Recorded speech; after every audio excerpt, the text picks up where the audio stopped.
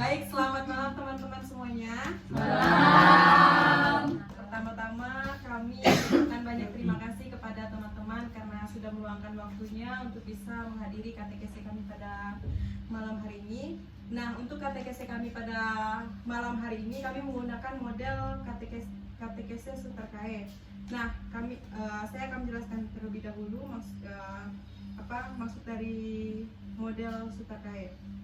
Nah, metode Sutarkae ini adalah suatu metode untuk menganalisa masalah sosial dengan bantuan sebuah dokumen. Nah, Sutarkae itu terdiri dari kumpulan situasi, objektif, tema, analisis, rangkuman, aksi, dan evaluasi. Nah, langkah-langkahnya nanti kita akan menonton sebuah video singkat dan peserta diminta untuk menganalisis kejadian yang telah terjadi dalam video melalui beberapa pertanyaan. Jadi peserta harus aktif menjawab diskusi. Oke, semoga Roh Kudus berkenan hadir di tengah-tengah kita, membimbing pikiran dan hati kita, agar apa yang kita renungkan hari ini dapat menjadi kekuatan dalam kehidupan sehari-hari kita sebagai murid Kristus. Untuk itu sebelum kita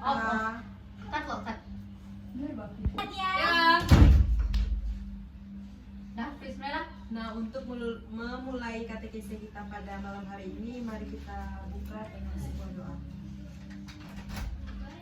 Mari teman-teman kita berdoa. Kita angkat tangan Tuhan Kristus dalam nama Bapa dan Putra dan Roh Kudus. Amin. Allah Bapa yang Maha Baik dan Maha Penyayang, kami mengucap syukur kepadamu telah mengumpulkan kami di tempat ini untuk melaksanakan katekese. Tuhan, kami datang ke hadapan-Mu dalam kerendahan hati, mengakui segala kebaikan yang Engkau curahkan kepada kami dalam dunia yang penuh dengan berbagai godaan dan tantangan.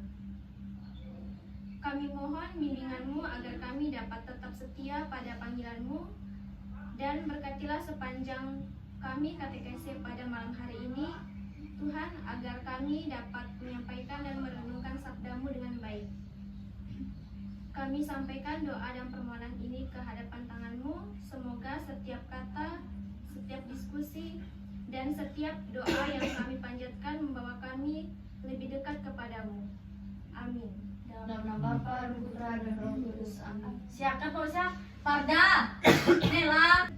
Nah, teman-teman semuanya, kita akan menonton sebuah video, dan dari video tersebut nanti kalian para peserta diminta untuk menceritakan kembali tentang isi dari video tersebut, seperti apa yang terjadi pada video tersebut, pelakunya siapa, terus bagaimana peristiwa terjadi, dan di mana peristiwa itu terjadi. Oke, kita akan lanjut nonton videonya, teman-teman. Ini videonya. Wow. Bisa gue.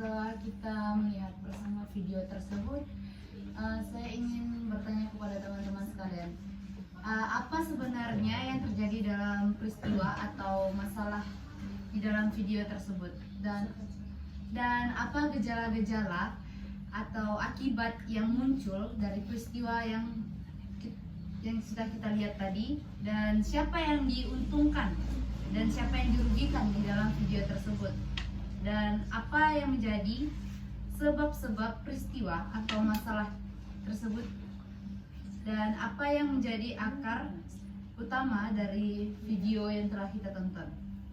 Nah, silakan teman-teman untuk menjawab pertanyaan tersebut. Saya akan menjawab yang menurut saya dari saya lihat dari video tersebut. Apa yang terjadi, seorang gadis berusia 16 tahun, dia diajak dijabat oleh dua orang pria, dibawa ke kantor pada pukul 1 malam. mereka melakukan pemerkosaan terhadap gadis tersebut. Itu yang saya tangkap. Ya. Terima kasih. Ada lagi? Saya dari video yang telah kita tonton bersama tadi, yang dapat saya tangkap yaitu seorang gadis berusia 16 tahun itu diperkosa secara bergiliran oleh 2 pria dewasa. Nah, peristiwa tersebut terjadi itu pada hari Jumat 29 November tahun 2024 sekitar pukul 1.50 WIB. Betul. Nah, dari video yang telah kita tonton tadi itu, dan kita juga telah melakukan diskusi ringan, kita akan membuat kesimpulan dari hasil analisa tersebut yang sudah kita laksanakan. Nah, jadi teman-teman, setelah kita membuka video tadi, menurut teman-teman tema yang cocok untuk katekesi kita pada malam hari ini tentang apa? Berzina. Ada lagi? Martabat wanita. Yang menjaga Menjaga martabat wanita. Ada lagi? kita. Hak dan kebebasan. Ada lagi dari teman-teman yang lain? Sama berarti. Ayo, Apa ya? Cabul. Kesucian. apa lagi? Terburu-buru. Nah, teman-teman, jadi Harus dari video yang telah kita lihat tadi, kami dari kelompok mengangkat satu tema yang berjudul menjaga kesucian dan martabat diri di tengah godaan duniawi. Baik teman-teman, karena teman-teman sudah menganalisis dari video-video yang telah ditonton tadi, di sini kita dapat menganalisis yang telah dilakukan. Kita memahami bahwa kasus pemerkosaan dan modus ajakan Yofi di Pontianak pada 29 November 2024 yang lalu merupakan peristiwa tragis yang mencerminkan lemahnya penghormatan terhadap martabat manusia. Kemudian masalah tersebut juga karena kurangnya penghormatan terhadap martabat manusia, pelaku melihat korban bukan sebagai pribadi yang layak dihormati, melainkan sebagai objek atau ekspoliatis. Kejahatan ini adalah peringatan bahwa kita semua memiliki tanggung jawab untuk menciptakan lingkungan yang aman. Setiap individu dipanggil untuk menghormati martabat manusia sesuai ajaran Kristiani, mendukung korban dan aktif berperan dalam pencegahan serta menegakkan keadilan. Oke. Dari sini hanya inilah yang dapat dianalisis. Kemungkinan ada teman-teman yang lain bisa menambahkan.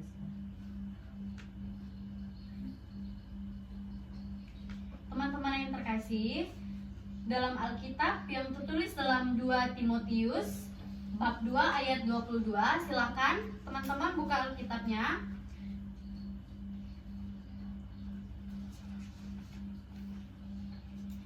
Apa nih? Sudah?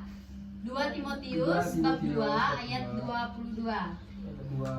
Ini dua nih. 2 Timotius ya. Ayat 22 ya. Ya, ayat 22.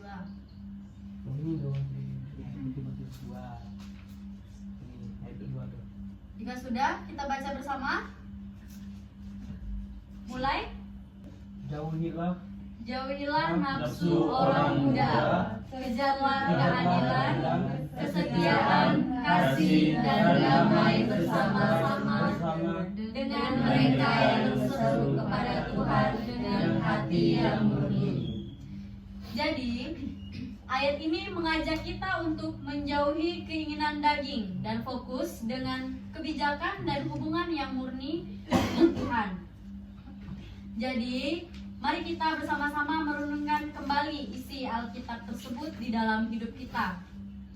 Apakah selama ini kita sudah mengikuti aturan-aturan yang tertulis dalam Alkitab? Apakah justru malah kita melanggarnya? Jadi, teman-teman yang terkasih, perbuatan cabul adalah tindakan wujud nyata dari nafsu orang muda, yang dimana dalam ayat ini untuk dijauhi. Nafsu yang tidak terkendali ini bertentangan dengan keadilan, kasih, dan damai yang Tuhan kehendaki. budaya yang meremehkan martabat manusia, lingkungan atau budaya yang membiarkan, memaafkan, atau bahkan mendukung perilaku cabul melemahkan nilai-nilai keadilan dan kasih. Ketidakpedulian atau menyalahkan korban ketika masyarakat atau orang di sekitar menyalahkan korban atau tidak memberi dukungan kepada korban.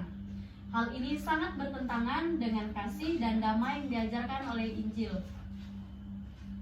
Dalam peristiwa tragis ini, seperti percabulan, hendaknya Allah mencakup beberapa hal yang jelas sesuai dengan nilai-nilai yang tertulis dalam Alkitab. Allah adalah Allah yang adil, penuh kasih, dan peduli kepada martabat manusia, serta pada umatnya. Allah tidak pernah membiarkan kejahatan tanpa hukuman. Dia memerintahkan umat manusia untuk menegakkan keadilan bagi mereka yang tertindas.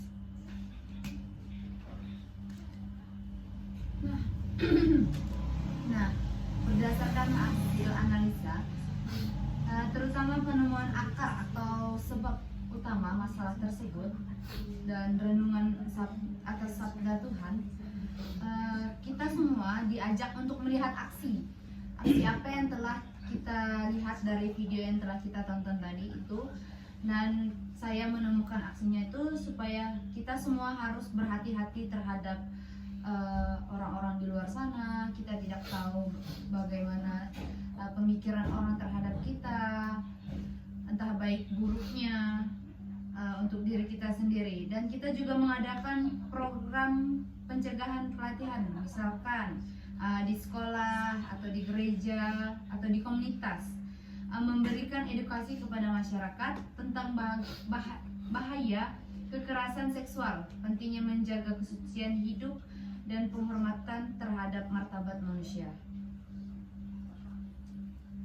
Nah, jadi teman-teman dari awal hingga akhir katekese kita pada malam hari ini, nanti kami minta kepada teman-teman untuk bisa memberi masukan tentang kekurangan dan kelebihan pada saat kami menyampaikan katekese itu apa ya. Nanti bisa teman-teman tulis di dalam buku atau chat boleh juga.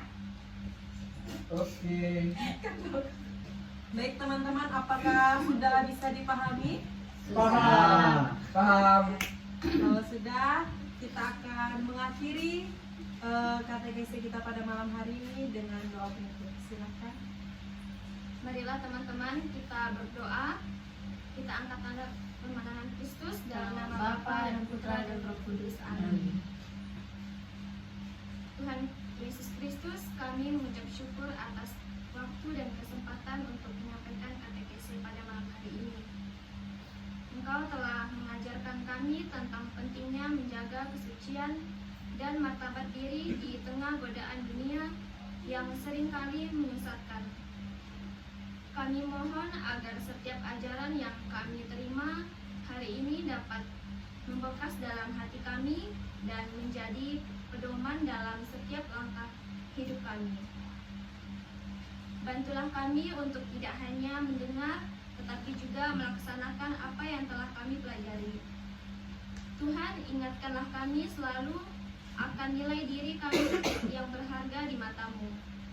Semoga dapat berbagi kasih dan kebaikan-Mu kepada orang-orang di sekitar kami, menjadi teladan dalam menjaga kesucian dan martabat. Saat kami melangkah keluar dari tempat ini, bimbinglah kami dengan Roh Kudus agar kami dapat tetap teguh dalam iman dan menjalani hidup yang berkenan di hadapan-Mu. Amin. Dalam nama Bapa dan Putra dan Roh Kudus. Baiklah, katekese kita pada malam hari ini telah selesai. Terima kasih kepada seluruh teman-teman yang telah berpartisipasi dalam katekese pada malam hari ini. Kehadiran dan semangat teman-teman sangat berarti dalam memperkaya perjalanan iman kita semua. Semoga apa yang telah dipelajari dapat menjadi bekal untuk hidup yang lebih beriman dan penuh kasih. Tuhan Yesus memberkati kita semua. Amin.